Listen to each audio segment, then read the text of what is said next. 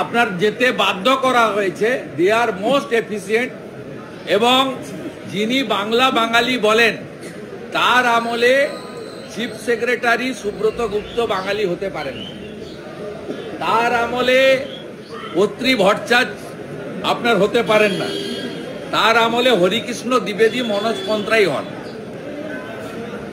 Sanjay Mukherjee DG হন না, DGP করতে হয় রাজীব কুমারকে। অতএব এই যে টিম ইলেকশন কমিশন দিয়েছে, এরা অত্যন্ত এফিসিয়েন্ট অফিসার।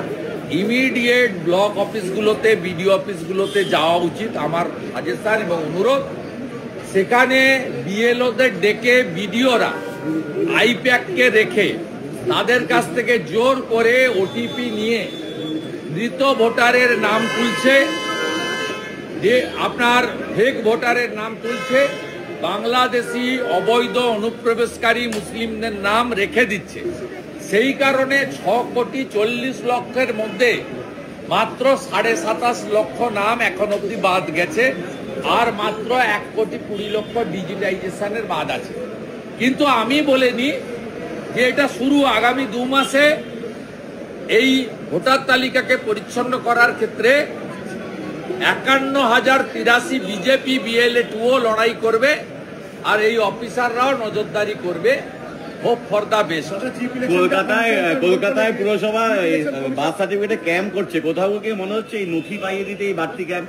নথি দিলেও লাভ হবে না, নথি দিলেও লাভ হবে না, কারণ ইলেকশন কমিশনের এআই স্ক্যান যদি তারা করে ধরা পড়বেই, চোর ধরা পড়বে। ইলেকশন কমিশনকে অনুরোধ করব এআই স্ক্যানের মধ্য দিয়ে যেন পুরো বিষয়টা প্রসেস হয়।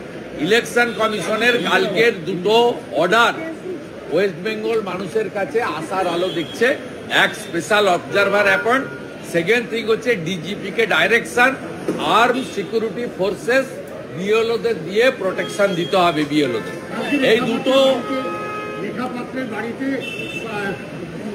গেছিলেন এবং তার চিকিৎসার দায়িত্ব নেবেন বলেছেন সন্দেশখালীতে। ও হারবে। সন্দেশখালীতে তৃণমূল কংগ্রেস একটা ঘৃণিত পার্টি হিসেবে প্রমাণিত। 7,800 ভোটে লিড আছে লোকসভাতে সন্দেশখালীতে। সন্দেশখালীর মহিলাদের উপর অত্যাচার এবং শাহজাহান মডেল ক্যাঙ্গারু কোর্ট, এটা কোনো মহিলা ভুলে যায়নি। আগামী বিধানসভা নির্বাচনে হিঙ্গলগঞ্জ, সন্দেশখালী এই সিটগুলোতে যেখানে মুসলিম জনসংখ্যা কম, SC